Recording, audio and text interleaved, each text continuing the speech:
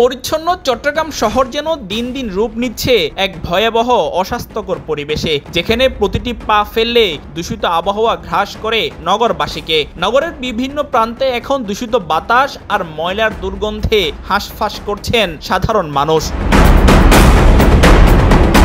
সম্প্রতি এমন এক চিত্র দেখা গেছে চট্টগ্রামের সাগরিকা বেসিক শিল্পনগর এলাকায়। অভিযোগ উঠেছে সিমার্ক ও রিল্যাক্স নামের দুটি কারখানার মাঝখানে খোলা জায়গায় বহুদিন ধরে শিল্প বর্জ্য জমিয়ে রাখা হয়েছে। ফলে পুরো এলাকায় ছড়িয়েছে দুর্গন্ধ, বেড়েছে রোগের ঝুঁকি এবং চরম দুর্ভোগে পড়েছেন স্থানীয় বাসিন্দারা।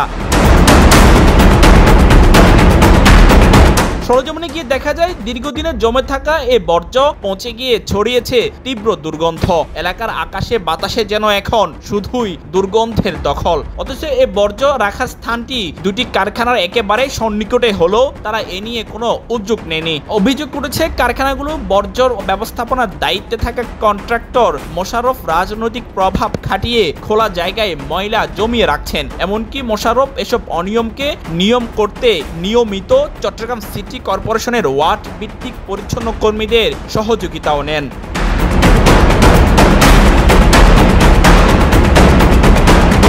অভিযোগের বিষয়ে কন্ট্রাক্টর মোশাররফকে ফোনে প্রশ্ন করা হলে তিনি দাবি করেন, আমার বিরুদ্ধে ষড়যন্ত্র করা হচ্ছে, কয়েকদিনের জন্য রেখেছি, পরে সরিয়ে নেব। আমি একজন এমনি সমর্থন কর্মী, আমার ওভার হয়ে গেলে গাড়ি দিয়ে বিসর্জন বর্তমান থাকে, বুঝছেন?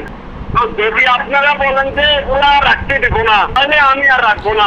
আমার প্রতিদ্বন্দ্বী আছে, যেন না 40টা বাড়ি আছে, আমি ব্যবসা না করি, ব্যবসাটা গেলে এরা কন্ট্রাক্টরই পাবে।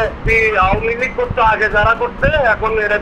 কিন্তু ষড়যন্ত্রের অভিযোগে মোশাররফ যখন নাম করেন চসিকের পরিচ্ছন্নতা কর্মীদের তদারকির দায়িত্বে থাকা সুপারভাইজার হারুনের, তখন বিষয়টি নতুন মোড় নেই। এ যেন কিছু খুঁজতে সাপের সন্ধান পাওয়ার মতোই। মোশাররফ বলেন, হারুন আমার কাছে নিয়মিত টাকা দাবি করতেন, টাকা না দেওয়ায় এখন আমার বিরুদ্ধে এসব করছে। হারুন আছে না, হারুন আমরা আগে টাকা ঢুকে কিছু দিতাম, রাজনীতি সব কিছু সরকার পতন পরে তাইও আমার নাম মনোমান্য টাকা ঢুকে দেই নাই, হারুন আমি দেই এও আমার এনপি। তারপরে আর আর তিনকের কাম, এসিকের কাম, সবগুলো আওয়ামী লীগের মানুষ। আরো বেশি করতো। আমি আপনাকে সত্য কথা বলছি ভাইজান। এ বিষয়ে হারুনের কাছে জানতে চাইলে তিনি বলেন, আমি এসবের কিছুই জানি না। আমি সেগুলো তো জানিও না ভাই, উনি মিথ্যা কথা বললেই দেখে আমার তো করার কিছু নেই ভাই, এগুলো ভুল জানো না ভাই, আমি কি হিসেবে দাবি করবো। বিষয়টি নিয়ে জানতে চাইলে চট্টগ্রাম সিটি কর্পোরেশনের প্রধান পরিচ্ছন্নতা কর্মকর্তা IUA চৌধুরী বলেন, হারুনের বিরুদ্ধে এর আগেও ময়লা নিয়ে চাঁদাবাজির অভিযোগ এসেছে। বিষয়টি আমরা তদন্ত করে দেখব এবং প্রমাণ পেলে যথাযথ ব্যবস্থা গ্রহণ করব। হারুনের নাম আমি আবার আজকে অনেক একটা অ্যাঙ্গেল থেকেও পাইলাম যে মনে হয় টাকা পয়সা একটু বেশি উঠাচ্ছে।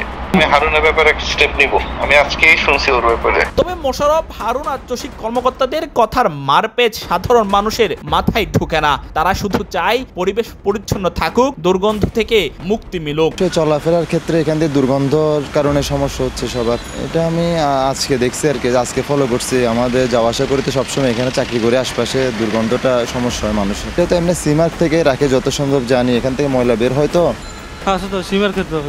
নিঃশ্বাসটা টানতে ডিস্টার্ব হচ্ছে। এবার আপনারা যেভাবে হোক না কেন ময়লাগুলো একটু সরানোর ব্যবস্থা করে দেন।